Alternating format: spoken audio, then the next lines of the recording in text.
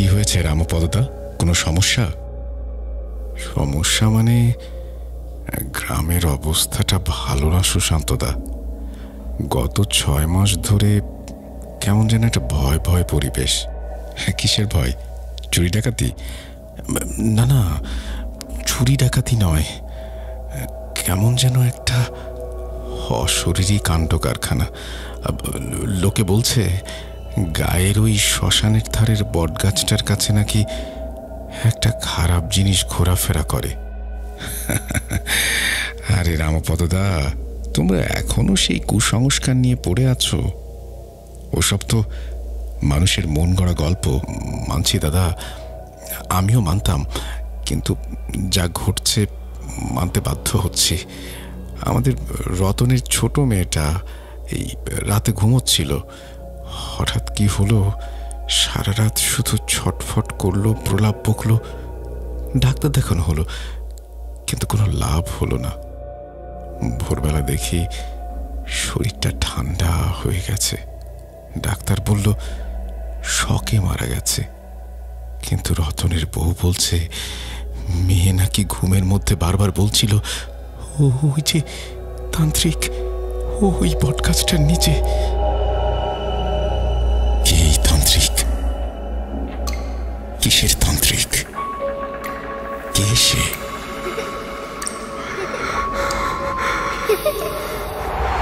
লুকোচুরি খেলবে? লুকোচুরি? তুমি লুকাও, আমি ঠিকই তোমাকে খুঁজে পাবো।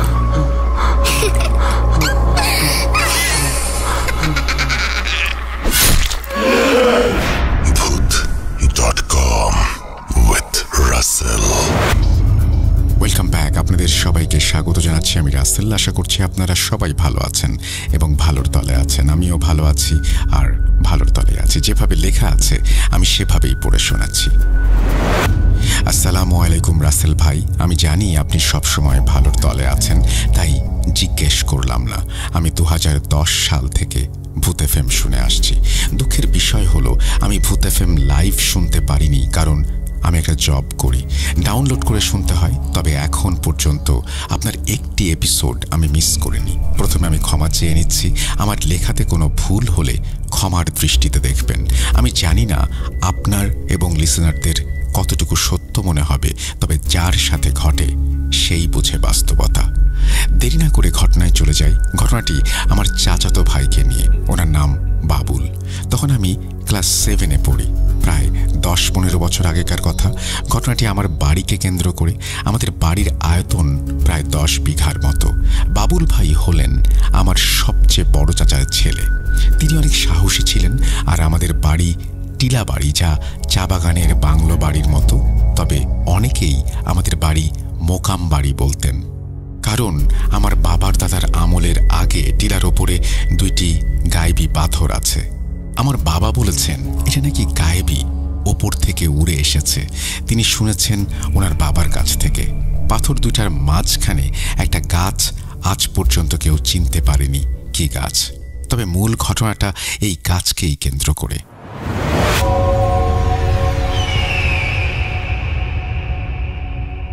সময় রাত 12টা হবে। বাবুল ভাইয়ের ছোট বোন টয়লেটের উদ্দেশ্যে বাইরে যাওয়ার জন্য আমার দাদিকে বলেন।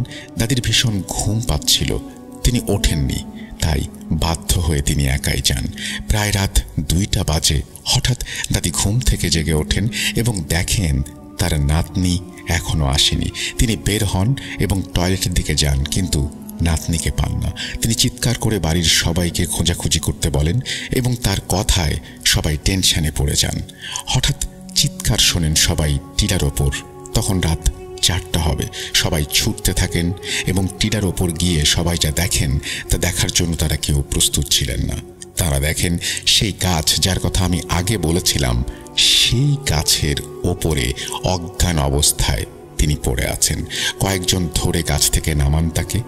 যখন ওনার জ্ঞান ফিরে আসে তখন সবাই বলেন কি হয়েছে। তখন তিনি আমাদের ঘটনা বলেন।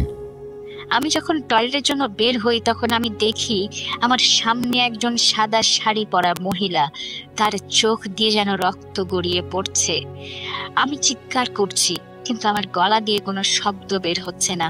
আমি জ্ঞান হারাই। এরপরে আর কিছু মনে নেই।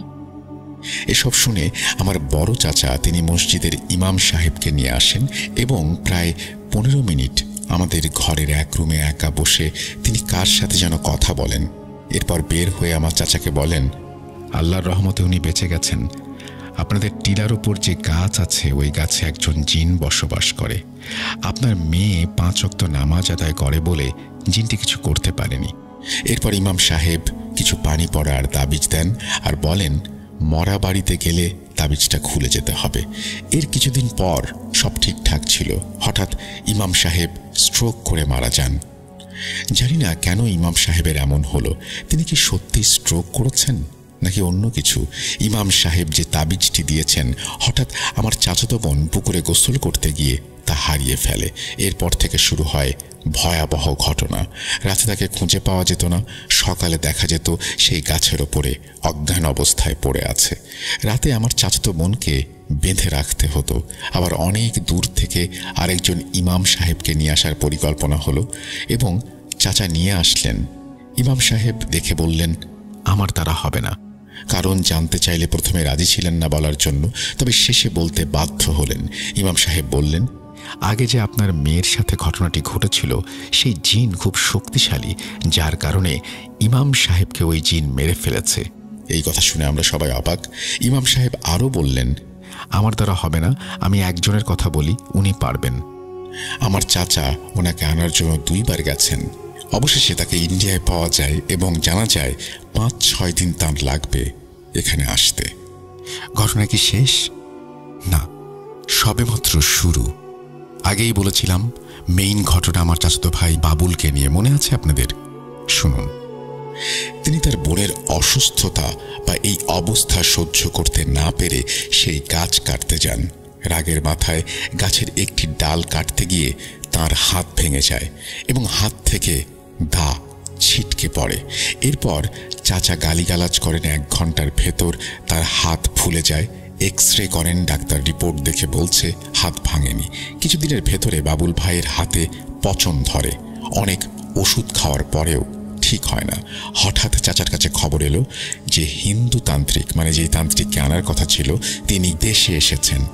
ওনাকে আনলেন। উনি বললেন কিছু জিনিসপত্র আনার জন্য, যেমন মোমবাতি, আগরবাতি, 1 গজ সাদা কাপড়, একটি মাটির হাঁড়ি আর লাল একটি মুরগি। এসব আনার পর হিন্দু তান্ত্রিক আমাদের বাড়ির উঠোনে গোল চত্বর করে আগরবাতি, মোমবাতি, সাদা কাপড়, মাটির হাঁড়ি আর মাঝখানে বাবুল ভাইকে বসান। অনেক সময় পর বাবুল ভাইয়ের উপরে জিন হাজির হয়।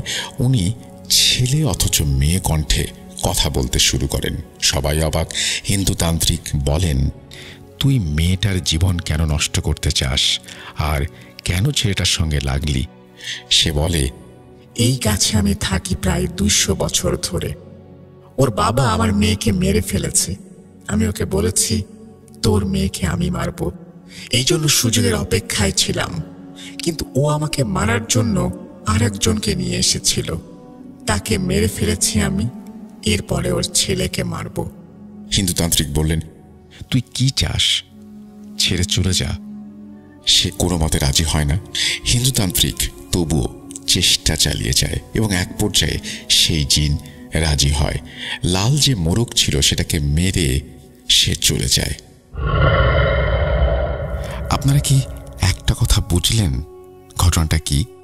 জানি হয়তো অনেকেই বোঝেননি। মূল ঘটনার সূত্রপাত আমার চাচা, কারণ জিনের বাচ্চা সাপ রূপে টিলা দিয়ে যাচ্ছিল আর আমার চাচা সাপ ভেবে সেটাকে মেরে ফেলেন। তবে আলহামদুলিল্লাহ এখন সবকিছু ঠিক আছে। এই ছিল ঘটনা। ঘটনাটি আমাদের পাঠিয়েছেন ফয়সাল আহমেদ, সিলেট শাহপরান থেকে। আপনাকে অসংখ্য ধন্যবাদ আমাদেরকে ঘটনা পাঠানোর জন্য। আশা করছি খুব দ্রুতই আপনি আরও ঘটনা পাঠাবেন এবং আপনার কাছ থেকে শুনবো আমরা আরও এরকম অসংখ্য ঘটনা। আমরা চলে যাব আমাদের পরবর্তী ঘটনায়।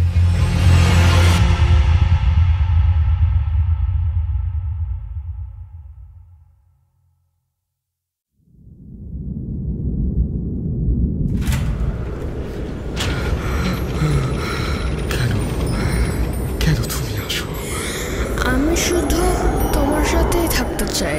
কিভাবে সম্ভব? মৃতদের এই পৃথিবীতে থাকতে নেই। তুমি তুমি চলে যাও, চলে যাও, প্লিজ চলে যাও। সবটাই কি ইলুশন, নাকি অন্য জগতের কেউ কখনো হাজির হয়ে যায় চোখের পলকে? ভূত.com উইথ রাসেল। Welcome back. আপনাদের সবাইকে স্বাগত জানাচ্ছি আমি রাসেল। আশা করছি আপনারা সবাই ভালো আছেন এবং ভালোর তলে আছেন। আমিও ভালো আছি আর ভালোর তলে আছি। একটা ঘটনায় যাব। ঘটনাটি যিনি লিখেছেন তিনি এই ঘটনাটির নাম দিয়েছেন অভিশপ্ত তান্ত্রিক। যাই হোক, আমি কথা না বাড়িয়ে ঘটনায় চলে যাই। যেভাবে লেখা আছে সেভাবেই পড়ে শোনাচ্ছি। আসসালামু আলাইকুম রাসেল ভাই। আমি জানি আপনি সবসময় ভালো আছেন এবং ভালোর তলে আছেন। আমি শাহাদাত খান, ঠিকানা মুসলিমবাগ, কাঁচাবাজার, কামরাঙ্গীর চর, ঢাকা। দীর্ঘ অনেক বছর ধরেই ভূত এফএমের সাথে জড়িত, তারপর ভূত.com। এর আগে আমার 4টা ঘটনা প্রচারিত হয়েছিল। এটা নিয়ে আমার 5মতম ঘটনা। আজকে মূলত যে ঘটনাটি বলতে চাচ্ছি সেটি আমার কাছে অন্যরকম মনে হয়েছে। যাই হোক, আমার ঘটনা লেখায় যদি কোনো প্রকার ভুল ত্রুটি হয়ে থাকে দয়া করে ক্ষমা সুন্দর দৃষ্টিতে দেখবেন। আমি আগেই বলে রাখি, এই ঘটনাতে যে নামগুলো ব্যবহার করা হয়েছে সেগুলো ছদ্মনাম। সঙ্গত কারণে তাদের আসল নাম ঠিকানা উল্লেখ করতে চাচ্ছি না। ঘটনাটি আমার সংগ্রহ করা। ঘটনাটির নাম অভিশপ্ত তান্ত্রিক। কথা না বাড়িয়ে শুরু করছি ঘটনা।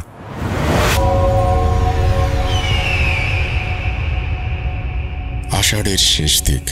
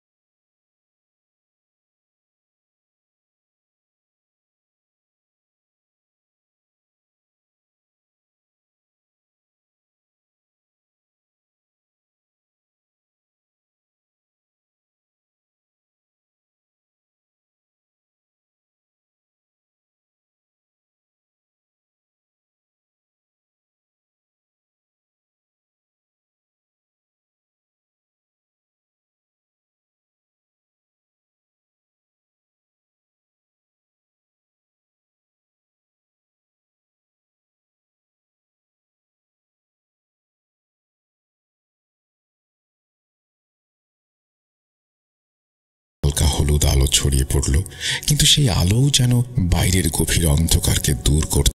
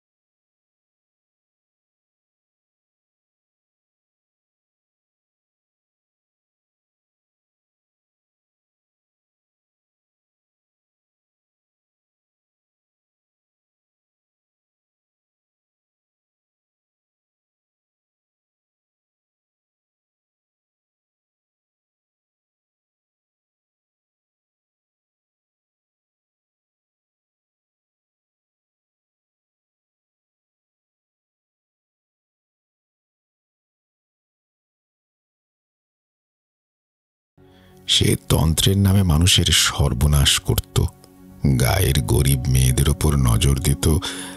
একবার গাঁয়ের এক বিধবা মহিলা, যার একমাত্র ছেলে ছিল, তাকে জোর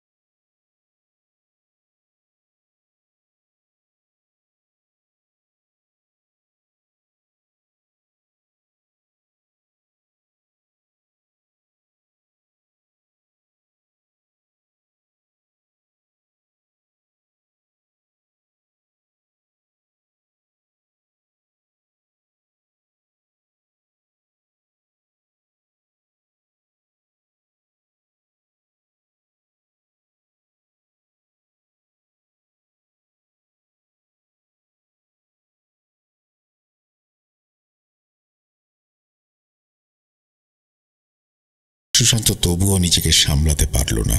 সে এখন সরাসরি বটগাছটার দিকে যাচ্ছে, তার হাতে ক্যামেরা আর নোটবুক। সে প্রিয়াঙ্কাকে দেয়া কথা ভঙ্গ করল, কারণ এই রহস্যের শেষ না দেখতে পেলে তার রাতের ঘুম হারাম হয়ে যাবে। সুশান্ত গ্রামের শেষ সীমানায় এসে দাঁড়ালো। সামনেই সেই বটগাছ, বিশাল, শতবর্ষী, ঘন ডালপালা আর অসংখ্য ঝুড়ি নেমে এসেছে মাটি পর্যন্ত। গাছটা যেন তার চারপাশে এক গভীর অন্ধকার তৈরি করে রেখেছে। দিনের আলোতেও জায়গাটা শীতল, ভেজা ভেজা আর শান্ত। বাতাসের কোনো শব্দ নেই। সুশান্ত গাছের দিকে এগিয়ে গেল। গাছের গোড়ায় মাটির ঢিবিটা দেখতে পেল। এখানেই ভবতারণকে পুঁতে দেয়া হয়েছিল। ঢিবিটা এখন শ্যাওলায় ঢাকা, তার উপর বুনো লতাপাতা জন্মেছে। সুশান্ত তার ক্যামেরা বের করল, গাছের কাণ্ড, ঝুড়ি আর ঢিবিটার কয়েকটা ছবি তুলল।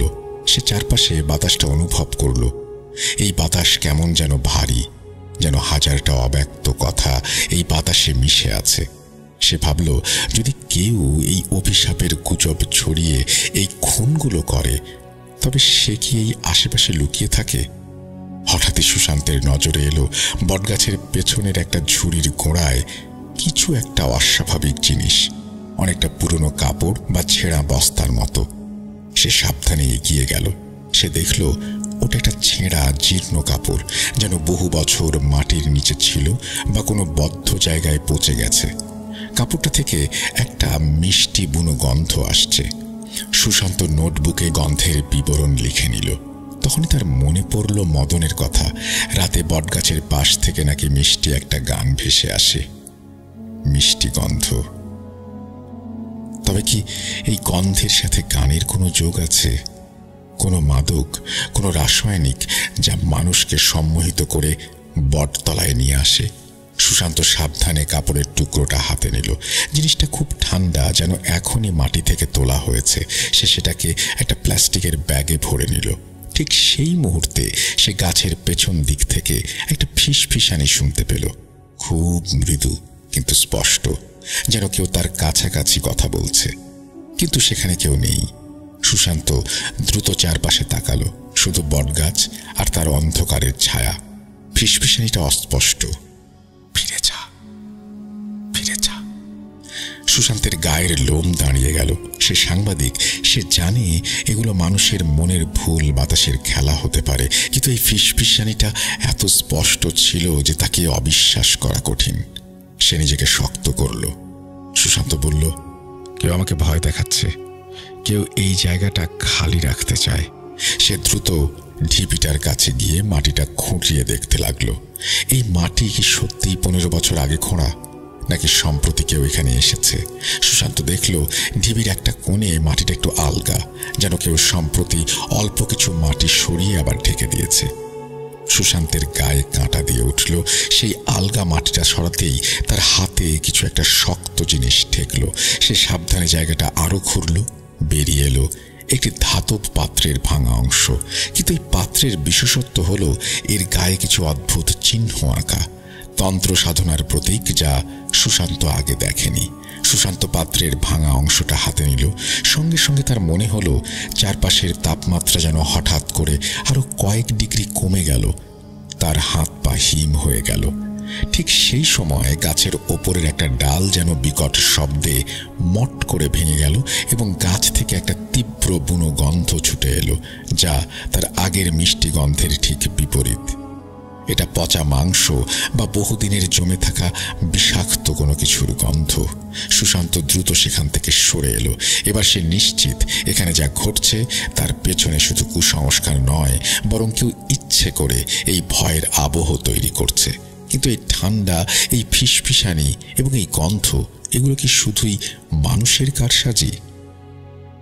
সুশান্ত যখন ঘরে ফেরে তখন সন্ধ্যা। প্রিয়াঙ্কা চিন্তিত মুখে দরজায় দাঁড়িয়ে আছে। সে জিজ্ঞেস করে, কোথায় ছিলে তুমি? আমার জান বেরিয়ে যাচ্ছিল। আর কি এই গন্ধ তোমার শরীর থেকে আসছে? প্লাস্টিকের ব্যাগ থেকে কাপড়ের টুকরো আর ধাতব পাত্রের ভাঙা অংশটা বের করে সুশান্ত বলল, এগুলো পেয়েছি। আমি নিশ্চিত ভবতারণের কবরটা কেউ খুঁড়েছে। কি বলছো তুমি? তুমি কি জীবন বিপন্ন করতে চাইছো? না, কিন্তু এইটা দেখো,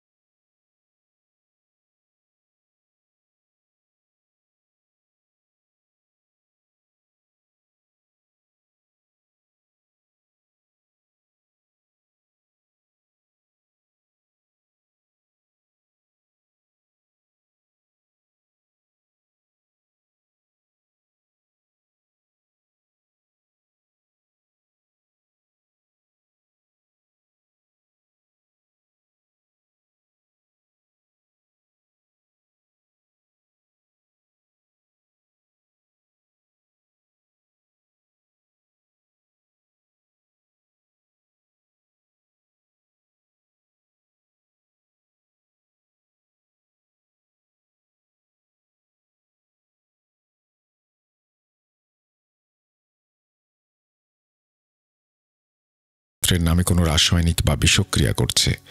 এই রহস্যের শেষ দেখব আমি। সুশান্তের এই সিদ্ধান্ত যেন এক অজানা বিপদকে আমন্ত্রণ জানালো। সে জানত গ্রামে ভয়ঙ্কর রাত চলছে। এই ছিল ঘটনা রাসেল ভাই। যদি ভালো লাগে অবশ্যই প্রকাশ করবেন। অনিচ্ছাকৃত কোনো ভুল ত্রুটি হলে ক্ষমা সুন্দর দৃষ্টিতে দেখবেন।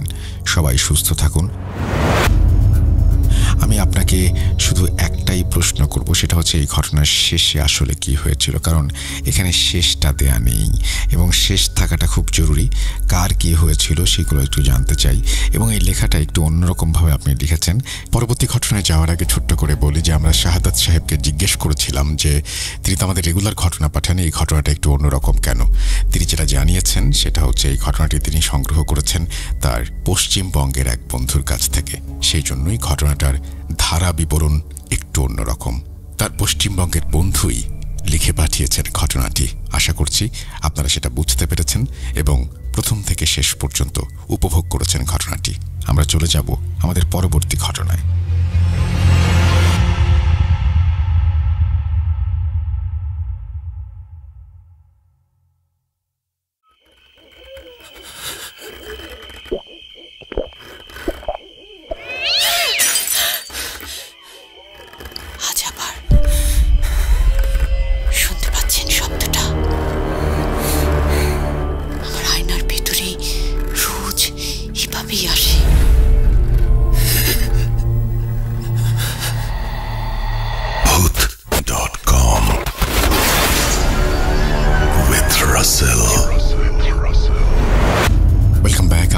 সবাইকে স্বাগত জানাচ্ছি আমি রাসেল। আশা করছি আপনারা সবাই ভালো আছেন এবং ভালোর দলে আছেন। আমিও ভালো আছি আর ভালোর দলে আছি। ঠান্ডা পড়তে শুরু করেছে আর এর মধ্যে যদি একটা পাহাড়ি অঞ্চলের ঘটনা শোনাই আমার মনে হয় আপনাদের কারো খারাপ লাগবে না। এই শীতের সময় আমরা বিভিন্ন জায়গায় ঘুরতে যাই এবং আমি অনেকবার গিয়েছি, আপনাদের মধ্যে যারা শুনছেন তারাও নিশ্চয়ই অনেকবার গিয়েছেন দার্জিলিংয়ে। আজকে দার্জিলিংয়ের একটা ঘটনা শোনাবো আপনাদের। চলুন কথা না বাড়িয়ে শুরু করা যাক। আসসালামু আলাইকুম রাসেল ভাই ও প্রিয় লিসেনার্স, দোয়া করি ভালো আছেন এবং ভালোর দলে আছেন। আমি সানি শেখ, ভারতের মুর্শিদাবাদ জেলার বহরমপুর শহরে থাকি। বর্তমানে আমি সৌদি আরবের জেদ্দা শহরে কর্মরত। আমি প্রায় 2 বছর ধরে আপনাদের শুনছি এবং অনেক দিন থেকেই ঘটনা পাঠাবো ভাবছি, কিন্তু কাজের চাপে লিখতে পারছিলাম না। আর কাজের মাঝেই আপনাদের অচিনপুর এপিসোড শোনা শেষ হলে ভাবি এখনই শুরু করি, না হলে এভাবে আর লেখার সুযোগ পাবো না। এটা আমার পাঠানো প্রথম ঘটনা, তাই ভুল ত্রুটি থাকলে ক্ষমা করবেন। তারপরে তিনি তার হোয়াটসঅ্যাপ নাম্বার এবং সবকিছু দিয়েছেন এবং তিনি লিখছেন ঘটনাটি 100% সত্য এবং এর সাক্ষী আমি ও আমার বড় ভাই ও ছোট ভাই সহ আরো 5 জন বন্ধু। চলুন কথা না বাড়িয়ে ঘটনাটি শুরু করি।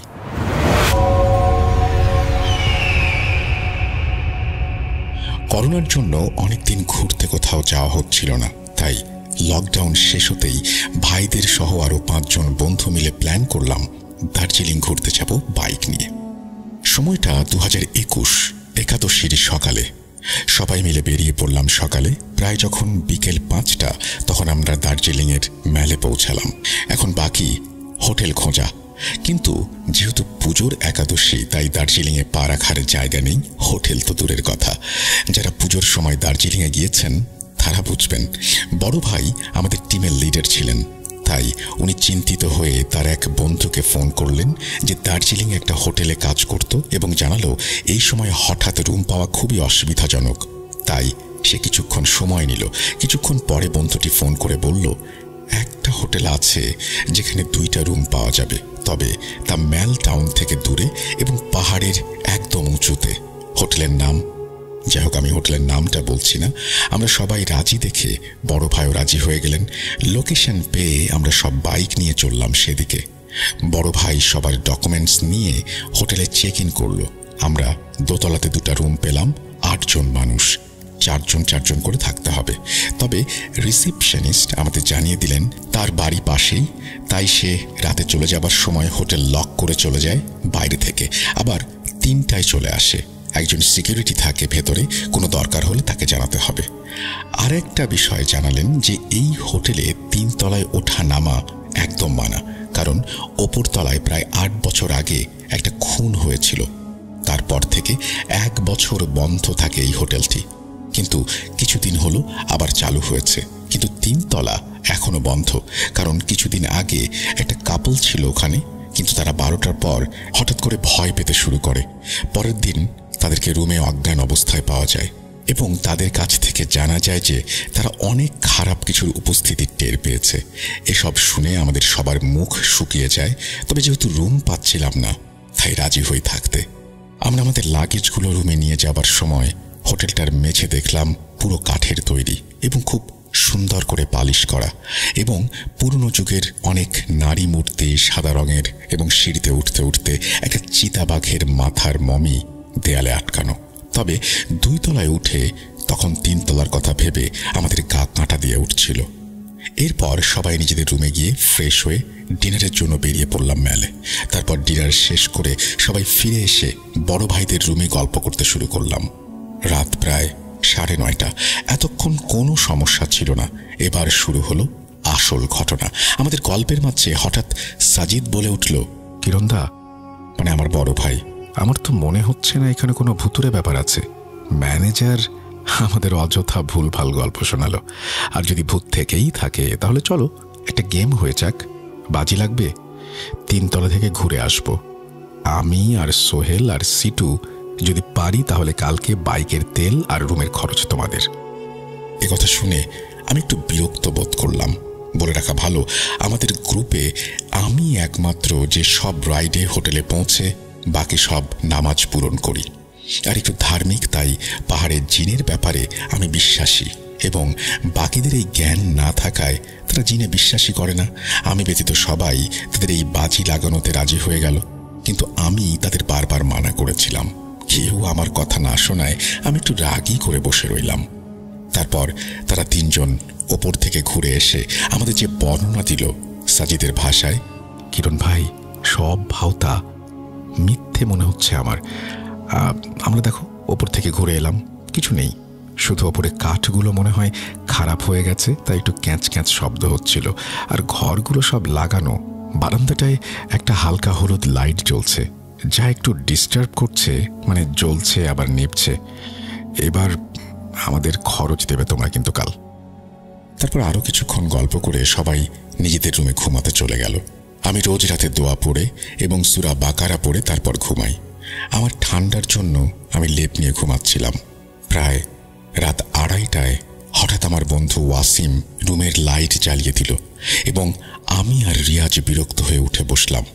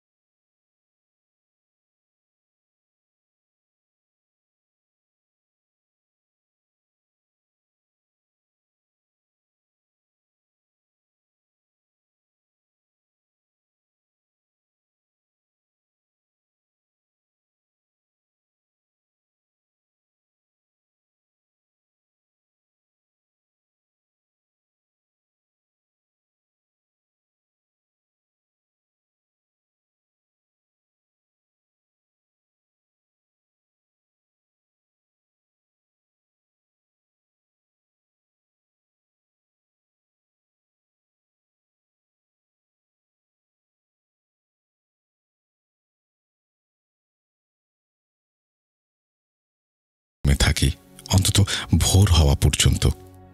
আমরা সবাই বড় ভাইয়ের রুমে বেডেতে সোফাতে গুটি মেরে বসে থাকলাম। সবাই এবার সাজিদকে দোষ দিতে লাগলো। কিরণ ভাই সিকিউরিটিকে রুম থেকে ফোন করার চেষ্টা করলো, কিন্তু পাওয়া গেল না। আমি বুঝতে পারলাম জিনে আমাদের ভয় দেখাচ্ছে, কিন্তু তাদের কিছু বললাম না যেন আর কেউ ভয় না পায়। এইটুকু পর্যন্ত ঠিকই ছিল, কিন্তু এরপরে যা হলো তা নিয়ে আর কোনো প্রশ্ন থাকলো না যে জিনেরা আমাদের ভয় দেখাতে এটা করছে। রুমের জানালাটা বড় একটা কাঁচের, জানালায় আবার আঁচড়ের শব্দ শোনা যাচ্ছে। যেহেতু পর্দা দেয়া, তাই কেউ পর্দা সরানোর সাহস করতে পারছিলাম না। সবাই বললাম, সাজিদ তোমার জন্য সব হচ্ছে, তুমি দেখো। সাজিদ সাহস করে পর্দা সরাতেই দেখতে পেল কিছু নেই, কিন্তু একটু পরে হঠাৎ দেখি কেউ যেন কাঁচে নিঃশ্বাস ফেলছে। বাইরে কুয়াশায় কিচ্ছু দেখা যাচ্ছে না। কুয়াশাতে হঠাৎ মনে হলো কাঁচে কেউ হাত রাখলে যেমন হয় সেরকম একটা ছাপ। সাজিদ দেখে সঙ্গে সঙ্গে পর্দা টেনে দিয়েছে। এবার কোনো উপায় না পেয়ে আমরা সবাই চিৎকার করতে শুরু করি এবং দরজাতে ধাক্কা দিতে শুরু করি, যেন এই শব্দ শুনে গার্ড চলে আসে। কিন্তু কিছুতেই কিছু হচ্ছিল না। মনে হচ্ছিল এই শব্দ কেউ যেন শুনতে পাচ্ছে না। এইভাবে আমরা চুপ করে কতক্ষণ বসেছিলাম জানি না। আমি দোয়া পড়ছিলাম আর ভাবছিলাম কখন সকাল হবে। অবশেষে সকাল হলো। আমাদের সবার ঘুম চলে এসেছিল। আগের দিন ম্যানেজারকে বলা ছিল আমাদের 5টায় টাইগার হিলের জন্য ডেকে দিতে। সেই অনুযায়ী গ্যারেজটা খুলে দিতে হবে বাইকের জন্য। কিন্তু সকাল 9টা বেজে যাবার পরেও যখন তারা আমাদের কারো দেখা পায়নি, তখন রুমে আসে খোঁজ করতে এবং এসে দেখে আমরা সবাই এক রুমে ঘুমিয়ে। গতকাল রাতের সমস্ত ঘটনা বলি ওদের। ম্যানেজার শুনে অবাক না হয়ে বলল, স্যার আপনাদের তো আগেই মানা করেছিলাম। জানি আপনারা শহরের লোক, আপনারা বিশ্বাস করবেন না, তবে পাহাড়ে অনেক কিছু আছে যা আপনাদের বিশ্বাসের বাইরে। শুধু এখানে না, আপনি দার্জিলিংয়ের অনেক জায়গা আছে যেখানে খোঁজ নিয়ে দেখতে পারেন এমন হন্টেড প্লেস আছে, যেমন দার্জিলিংয়ের ডাউ হিল এবং সেই চার্চ এলাকা, লেপচা বাগানের কিছুটা এলাকা, কার্সিয়াংয়ের কিছু এলাকা এতটাই ভয়ানক যে সেখানে আপনি দিনের সময়ও অনেক কিছু অনুভব করবেন। বাদ দিন, আপনারা ফ্রেশ হয়ে ব্রেকফাস্ট করে নিন। এরপর আমরা আমাদের লাগেজ গুছিয়ে খাওয়া দাওয়া করে বেরিয়ে পড়লাম। এই ঘটনাটি আমার মধ্যে এতটাই ভয়ের সঞ্চয় করেছিল যে এখনো বন্ধুদের মাঝে মাঝে বলি। ভাগ্যিস সেদিন আমরা হোটেলে ভয়ে স্ট্রোক করে মারা যায়নি। এরপর ঘটনাটি পড়ে শোনাবার জন্য তিনি ধন্যবাদ দিয়েছেন এবং তিনি বলছেন, ঘটনাটি এখানেই শেষ করছি, তবে আমরা যতবার ভ্রমণে গিয়েছি ততবারই কোনো না কোনো সমস্যায় পড়েছি। পুরুলিয়ার জঙ্গলে বা ঝাড়খণ্ড থেকে নাইট রাইডের সময় আরও কিছু ঘটনা আছে আমার সংগ্রহে। পরবর্তীতে বলবো সেগুলো, অবশ্যই বলবেন। আমরা আপনার ঘটনার অপেক্ষায় রইলাম। এরকম ঘটনা আমাদের শুনতেও ভালো লাগে এবং আমরা খুবই পছন্দ করি। বিভিন্ন জায়গায় যেহেতু আপনারা ঘোরেন, সুতরাং এক এক জায়গায় এক এক ধরনের ঘটনার সাথে আপনারা পরিচিত হন। সেই সমস্ত ঘটনা দয়া করে লিখে পাঠাবেন আমাদের, আমরা খুবই খুশি হব। আমরা চলে যাব আমাদের পরবর্তী ঘটনায়।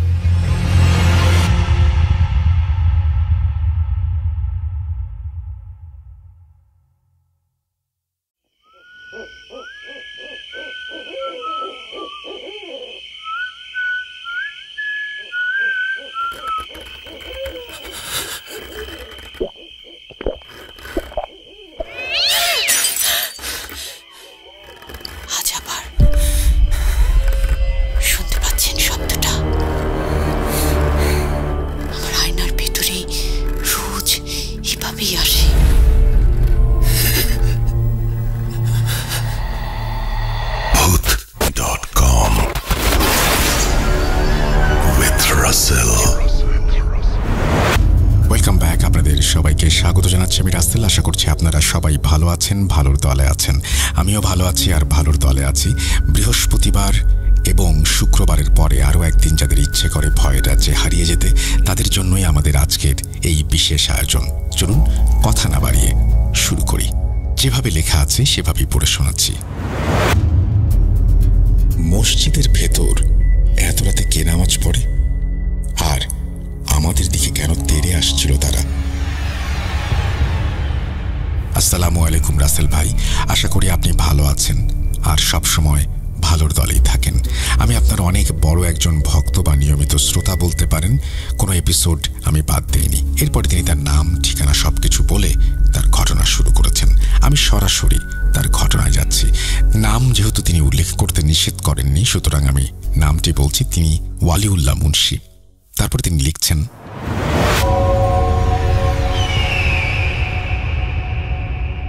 ঘটনাটা 2017 সালের।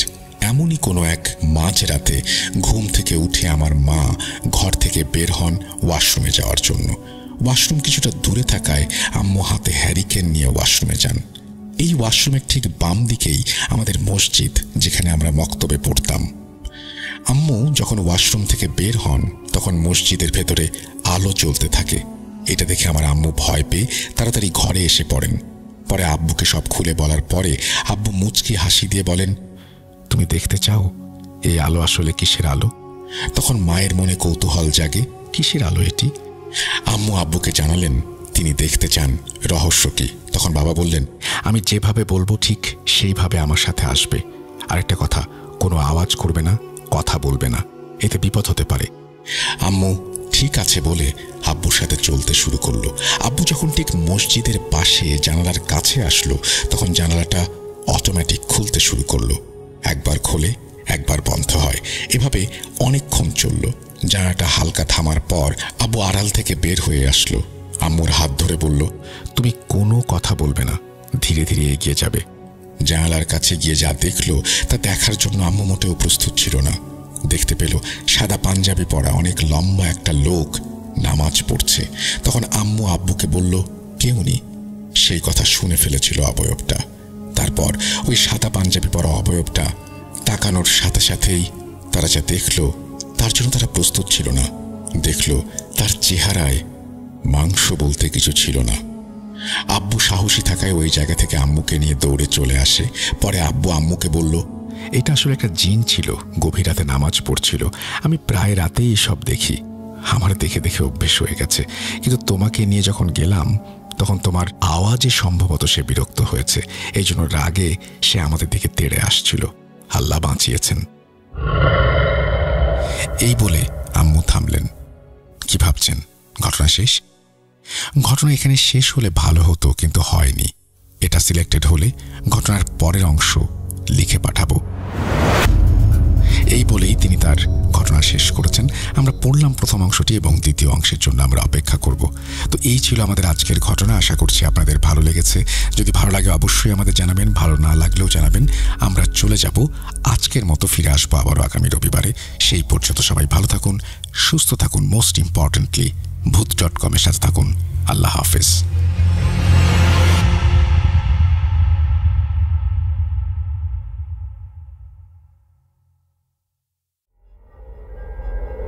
Spirit, be here with me.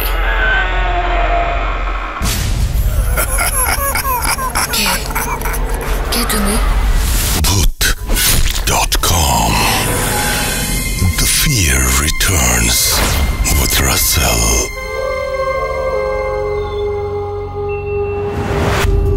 Welcome back. আশা করছি আপনারা সবাই ভালো আছেন এবং ভালোর দলে আছেন। আমিও ভালো আছি আর ভালোর দলে আছি। আমরা প্রতিনিয়তই আপনাদের ঘটনা শোনাই এবং আমরা ঘটনা পাচ্ছিও আপনাদের কাছ থেকে। এত বেশি ঘটনা আমরা পাই যে সব ঘটনাগুলো হয়তো আমাদের পড়ে শোনানো সবসময় সম্ভব হয় না, কিন্তু আমরা চেয়েছি অনেক চমৎকার ঘটনা আছে যে ঘটনাগুলো পড়ে শোনানো দরকার। এই জন্যই আমরা আহ্বানও করেছিলাম যে আপনারা যারা ইন্টারেস্টেড তারা আমাদেরকে সাহায্য করতে পারেন বা আমাদের টিমে অংশ নিয়ে এই ঘটনাগুলো পড়ে শোনাতে পারেন আমাদের লিসেনারদের। আমাদের আমন্ত্রণে বা আমাদের আহ্বানে সাড়া দিয়ে যারা এসছেন তাদের মধ্যে একজন হচ্ছেন সুমন। আমরা এখন সুমনের কাছ থেকে একটা ঘটনা শুনে আসব। চলুন শুরু করা যাক।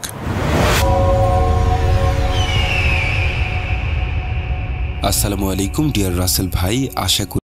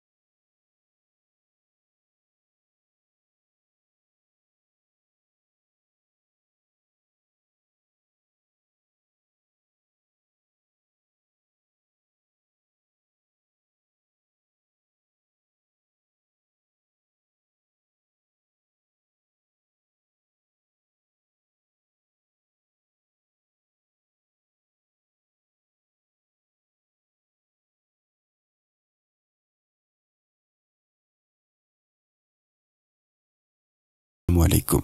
নাম রূপম মেজবা, ঠিকানা নওগাঁ ধামইরহাট উপজেলার ভিতরে।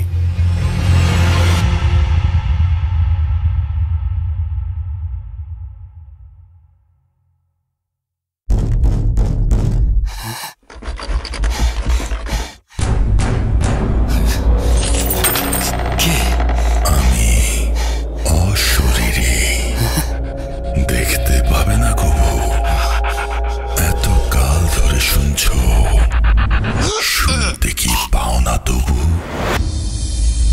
ভূত.com, The Fear Returns with Russell। আরও একবার আপনাদের সবাইকে স্বাগত জানাচ্ছি আমি রাসেল। আশা করছি আপনারা সবাই ভালো আছেন এবং ভালোর দলে আছেন। এই মুহূর্তে আমি যেটা করতে চাই, আমি একটা অডিও ক্লিপে যেতে চাই এবং আপনারা সবাই জানেন এখন যে অডিও ক্লিপগুলো, সেই অডিও ক্লিপগুলো অনেক যাচাই বাছাই করে আপনাদের শোনানো হয়। সুতরাং আমার ধারণা ভালো লাগবে আপনাদের। চলুন শুরু করা যাক।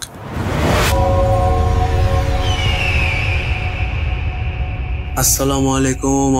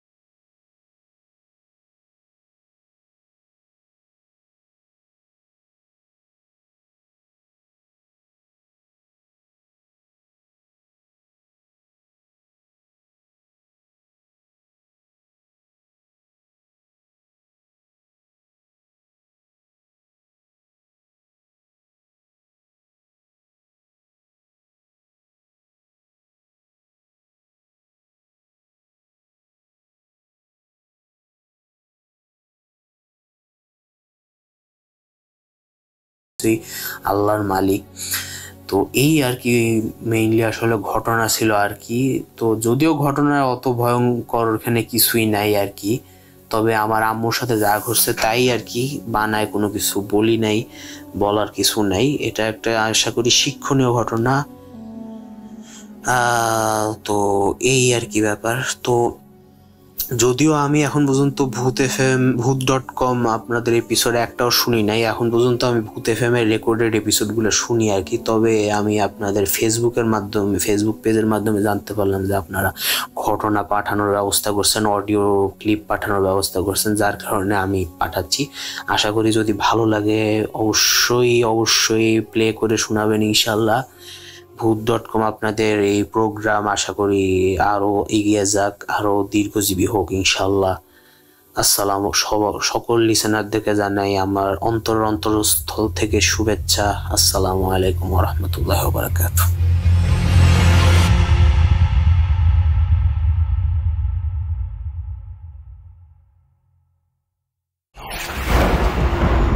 লুকোচুরি খেলবে? লুকোচুরি? You will never be alone.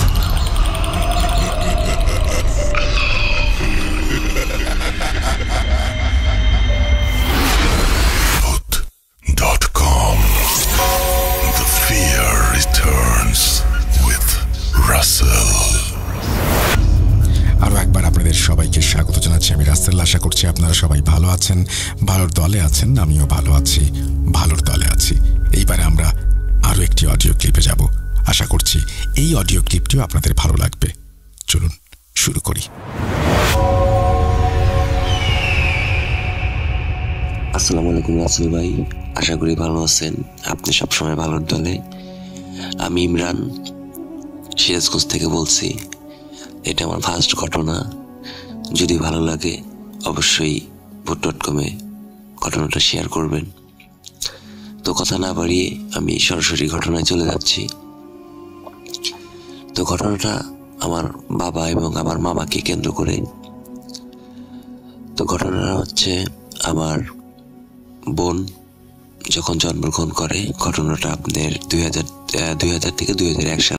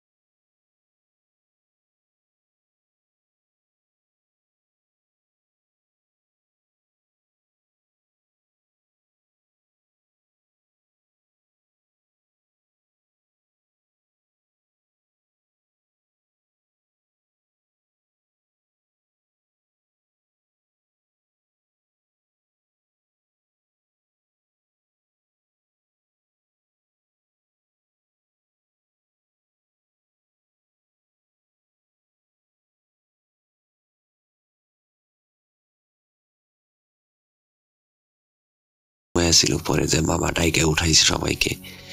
তো নানা নানি উঠছে, ওঠার পরে সব কাহিনী বিস্তারিত শুনছে। তো শোনার পরে ওনারা বলছে যে তো এত রাতে আসার কোনো দরকার ছিল না, কালকে আসতে পারতেন, যেহেতু চলে আসছে আল্লাহ ভালো মতো নিয়েছে। তো পরে ওনাদের ঝাড়ফুঁক টাড়ফুঁক তো আমার নানি করে দিল, দিয়া গোসল টোসল করায়া একদম উঁচু টুচু করায়া পরে ঘরের ভিতরে উঠাইছে। তো আল্লাহ রহম, তারপরে আমার মামা এবং বাবার আর তেমন কিছু হয় নাই রাসেল ভাই। তো আমার গল্পটা বা ঘটনাটা এরকমই, এ পর্যন্তই ছিল। যদি ভালো লাগে অবশ্যই শেয়ার করবেন ভূত.com-এ। আর আমার কাছে আরো অনেক ঘটনা আছে, যদি ভালো লাগে তো আমি নেক্সটে পাঠাবো। আর আমার ঠান্ডা লাগছে ভাই অনেক প্রচুর, যার কারণে আমার কণ্ঠটা এরকম। যদি ভুল করে থাকি ক্ষমা সুন্দর দৃষ্টিতে দেখবেন। আর এটা আমার ফার্স্ট ঘটনা, যার কারণে এরকম হয়েছে ভাই। তো আশা করি ভালো থাকবেন, আপনি সবসময় ভালোর দলে।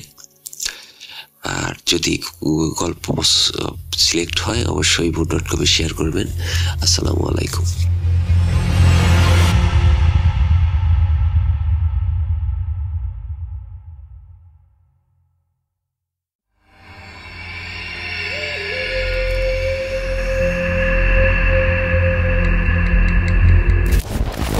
Bhoot.com with Russell.